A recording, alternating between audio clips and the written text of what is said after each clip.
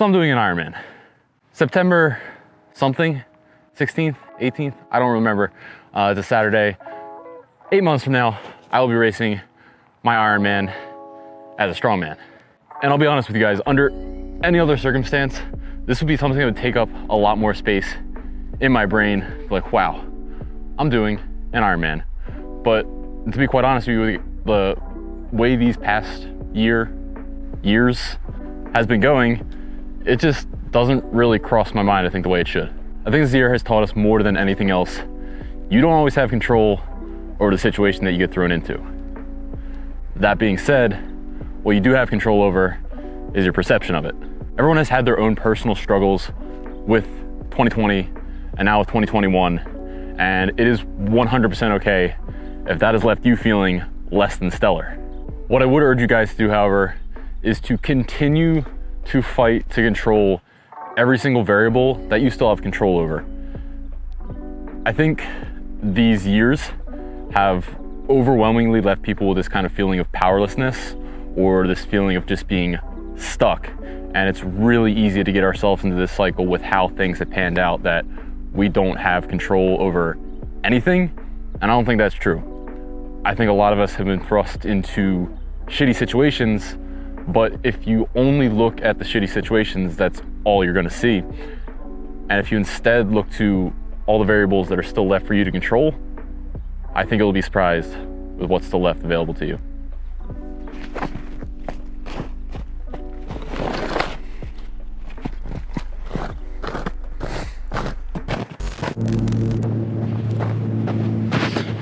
So, can strength and endurance be combined? If you ask a pure strength athlete this, they'll probably just roll their eyes at you and say no. And quite honestly, they're not exactly wrong. The training demands, the different kind of body composition you need, and the different stimuli / adaptations that you need to be really good at strength sports versus those that you need to be really good at endurance sports tend to pull in the opposite direction of each other. I've talked about this in videos before. I've talked about this in articles before. No, combining full-on endurance with full-on strength would not be quote unquote optimal. The thing is, I don't care. I'll be completely honest with you guys. I'm kind of curious to a fault. And sometimes my training mentality will differ largely compared to those that are normal in powerlifting and strongman. But I don't always care about being 100% optimal 100% of the time. I think a lot of people actually get themselves into these training ruts because they're so dedicated to this idea of being 100% optimal with their training. Like they are prepping for World's Strongest Man or prepping for powerlifting nationals. And I don't think everyone needs to be that serious unless that is the case. I think once you get over this kind of non-optimal training hurdle where you know a decision of yours might not be optimal for one piece of your training, but you realize that you can be open to multiple goals, I think that's when training really starts to open up for people, and you realize kind of what your capacity as an athlete is. I personally think there's a lot to be done in the area of strength and endurance combined. And I think this is going to be something you're going to see pop up to be more popular once people start to realize that certain things are more possible than many may have originally thought. I'm already seeing this kind of pop up on YouTube, right? So you got Nick Bear, bodybuilder style training, has done an Ironman, is killing it with marathons, and he's training for a second Ironman. Nick Simmons, who's the opposite of this, he's actually a past Olympic runner, is now training to do a 500-pound deadlift and a 5-minute mile at the same time. And then there's also, I think, at least 2 instances of athletes doing a 500-pound squat and a sub-5 mile in the same day. All of this is absolutely awesome to me. I love this kind of combination of strength and endurance. Okay, now that I got the kind of romanticized version of combining strength and endurance sports, as a coach, I do have to give you the kind of hard truth with this. If you're looking to be, a dominant powerlifter, or you're looking to excel in running, or be a great triathlete, combining these two is not gonna work. I just wanna be downright honest with you. 100% believe you can be good at both these things, and even 100% believe that you can even excel at both of these things at the same time. I do not believe you can be the best at either one, training them together. I'm honestly not trying to crush anyone's dreams here, but realistically speaking, and again, as a coach, giving you the coach talk, you will never be able to beat someone in either of these two disciplines while training both of them if that person dedicates all of their time and energy to just one of them. It's not going to happen. So, should be obvious, but trying to be the best powerlifter in the world and dedicating a whole bunch of time to an endurance sport would not be smart. I would never say that as a coach. On the flip side, I would never tell my endurance runner who's trying to be really good at a marathon that he needs to be able to deadlift 600 pounds. It's just not something I will ever say.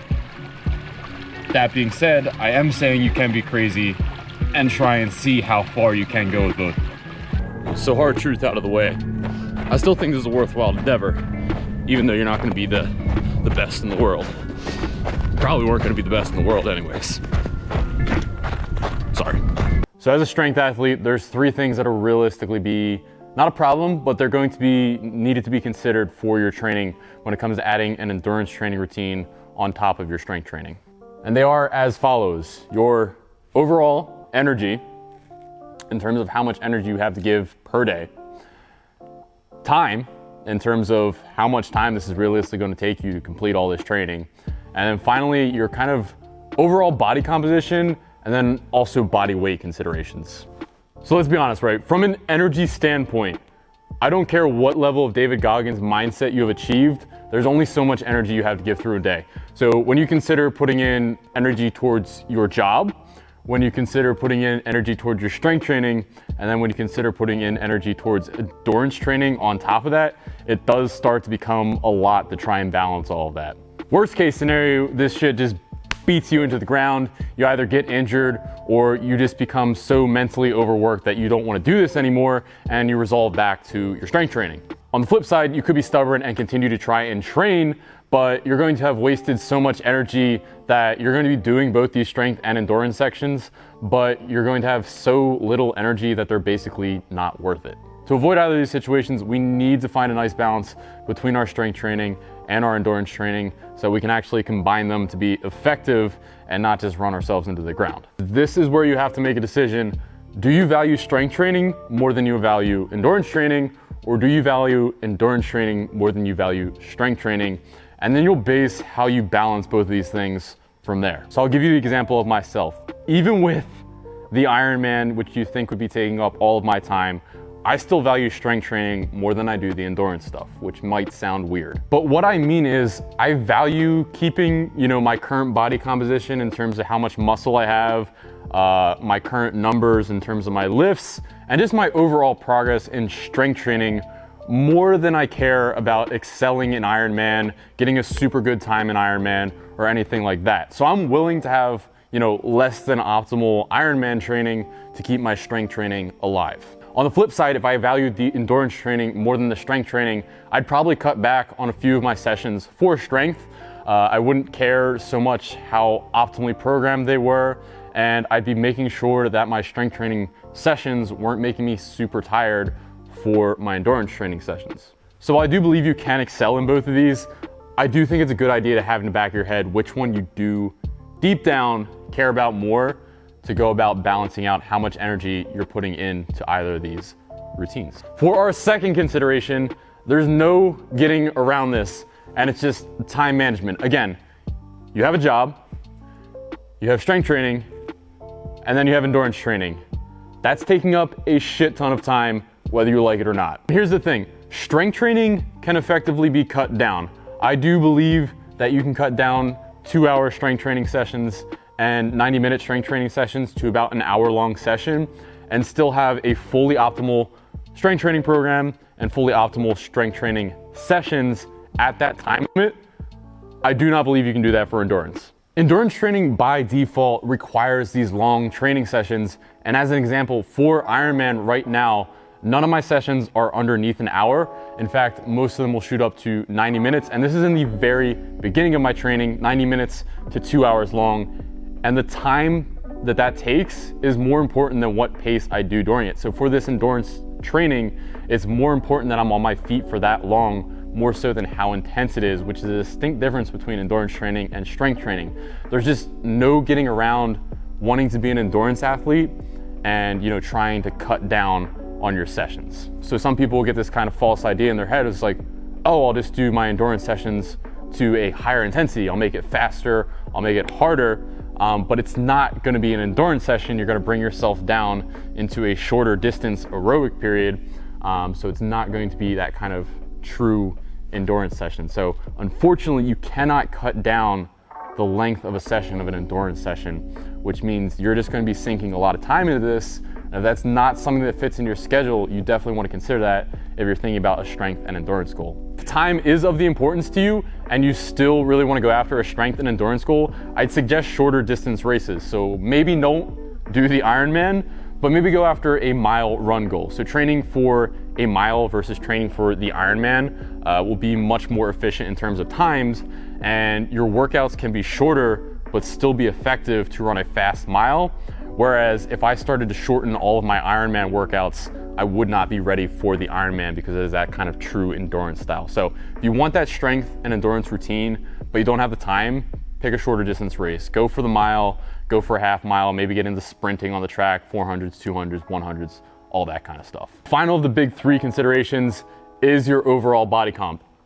Unfortunately, for strength and for endurance, the two different body types that you'll want go in opposite directions from each other. So generally speaking, for strength training, you're gonna benefit almost all the time from gaining some weight, building yourself into a bigger, thicker body that's heavier, but that's going to make you stronger almost across the board in all of your lifts.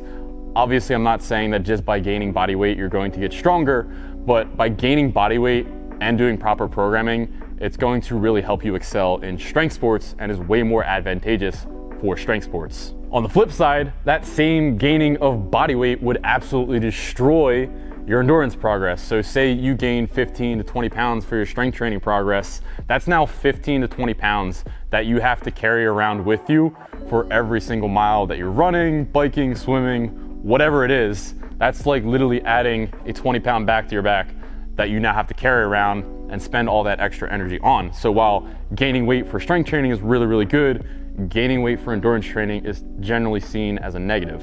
This makes training for strength and endurance a really weird balancing routine. And basically what you're shooting for is kind of being the biggest you can be while also being really lean.